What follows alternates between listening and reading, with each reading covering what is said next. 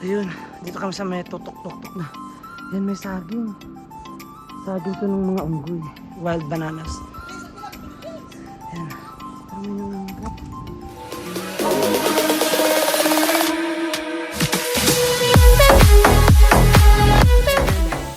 So ngayon, pupunta kami dun sa yung 2 Falls 2. Yung pangalawang ganito. Papakita ko din sa inyo mamaya. Pupuntahan namin. Tsaka may hagdanan dun sa may gilid. Doon kami akyat. 200 steps daw yun eh. Nakabilang. Sabi ko sa kanila, binilang nyo ba yun? Sabi na, oo, binilang daw nila yun. So, it's been, kahit malayo siya, worth it talaga yung punta din dito. Kasi, kung ano lang talaga kayo, yung parang nature lover lang. Diba? Sakto kasi kanina hindi ako naligo. Ngayon dito na. Mga mananap. Bitaw Ate Kra. Kat akyat na kami. Ito na yung paakyat. Doon sa pangalawang falls. Yung kanina pinunta namin. Ito na yung daanan para makapunta kami sa pangalawang falls. So ayan. Hindi na sila. Akyat na. 200, ano daw to? 200 tawag dito?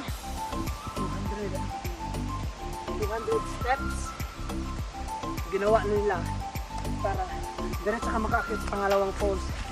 So parang hinihingal ako kasi hindi sanay mag ano na ngayon. Like nga pala kami pumunta sa mga isa mag-trekking kami yun. Hinihingal ako. Ang tawag sa amin dito tubog. Ginagawa namin gulong sa mga yung improvised sasakyan na laruan namin dati nung kabataan namin. Bilis naman nakakit.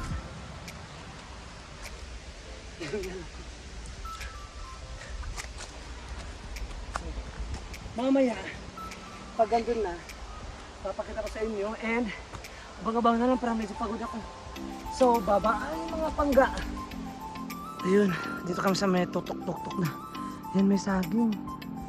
Saging to ng mga unggoy. Wild bananas. Yan. Dami ng langgam. Ayun na nga. Dapat siya, gilabay mo. Matipitang sa baso.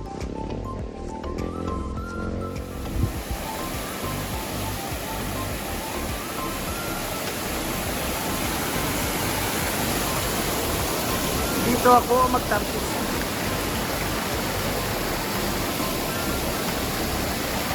Yan.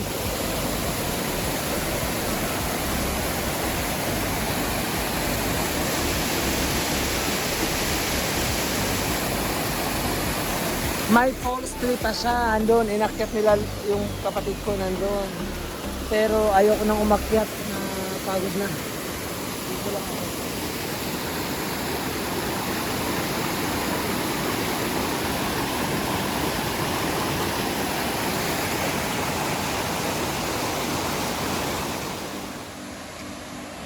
Yan na po yung falls 2. So andito na kami.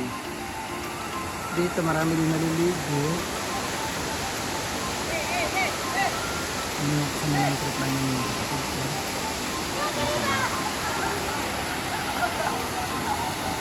pupuntahan natin yan. Ano ba kaya? Pupuntahan natin yan.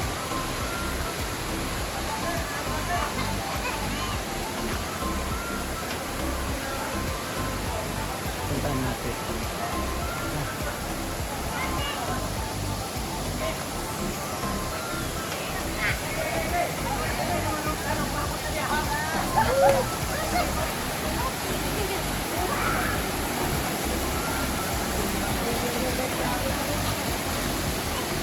Dito ka sa gilid dumaan.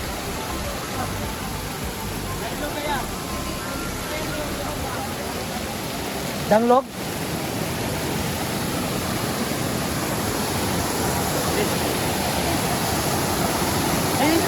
Bila sa post ko.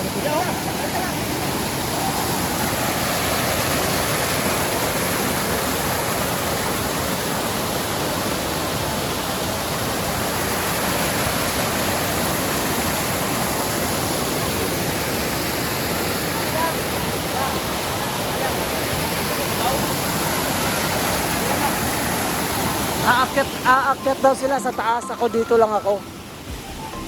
Pagod na ako sa kanina. Dito lang ako, maliligo ako dito. Okay.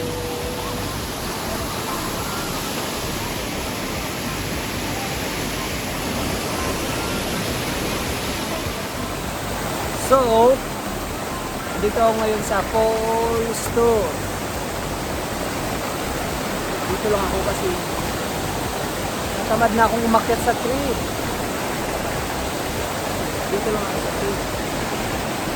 Dito lang magpapitay.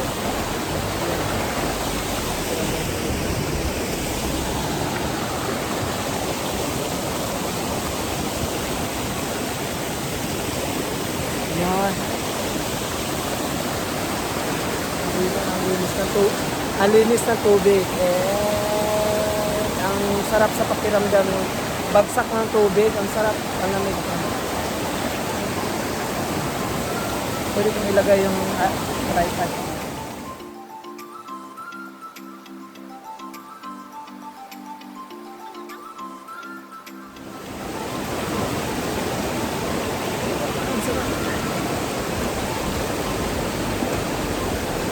Yan.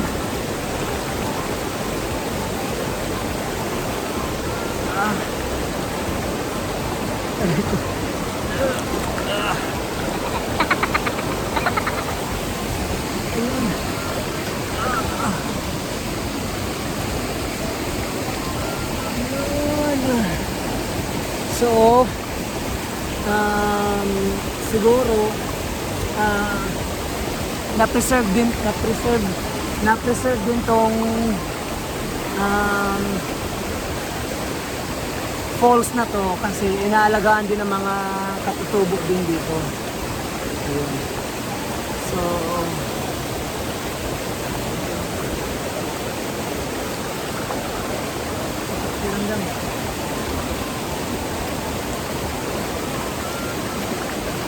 ay, sarap.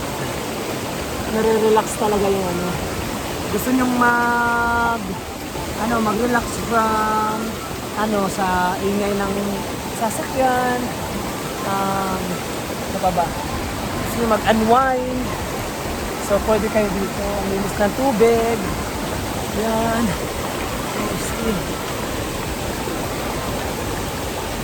Pero kung magpapababad dyan kasi may dala akong cellphone.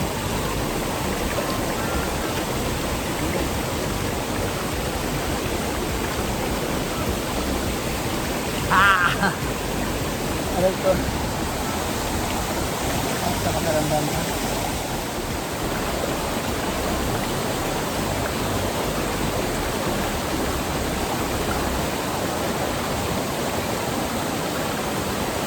Perfect for muni-muni.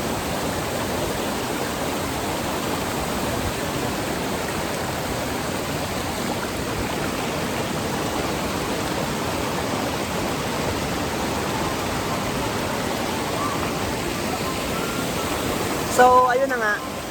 Bye-bye. Okay. So, ang oras na ba? It's mag-aalas 2 na. So, medyo napagod na rin sa kakaligo. Andito na ulit kami sa Falls 1. Kung saan dito kami nag-umpisa kanina. And bago ako nagbihis, naligo muna ako dyan banda no? Gilid. Kasi sarap sa pakiramdam. Parang maliit lang sa tingnan pero pag nandun ka na, ang lakas ng ang lakas ng impact ng tubig. So, gusto ko lang magpaalam and ito nga pauwi na rin kami. Nagre-ready na yung mga kapatid ko at kapitbahay namin. And medyo basa pa yung buhok ko. And so, gusto ko lang magpasalamat sa mga palaging tumatangkilik sa mga videos ko and abangan nyo pa yung ibang gala ko pa kasi nagbalak kaming pumunta na naman sa yung hydro. Maraming salamat. Pa-subscribe na lang po ng Facebook, Instagram at syempre sa YouTube channel ko. And shoutout sa mga friends ko, kay Butchoy. Congratulations nga pala kasi nag-asawa ka. And kay Grace, kay Yang Yang, kay An, kay Archie na nasa Sarangani ngayon. One day bibisitahin din kita dyan. And kay Wilson na nasa Butuan. Kay Sheila na nasa Bacolod, kay Jemima, maraming salamat sa panonood. And sa lahat ng mga kasamahan ko sa Japan dati, ingat kayo lagi dyan. And sa mga kaibigan ko din sa Maynila and dito din sa Davao, maraming salamat sa panonood. And thank you for watching. This is Reggie Kun and bye-bye. Bye-bye sa mo, be. Bye-bye!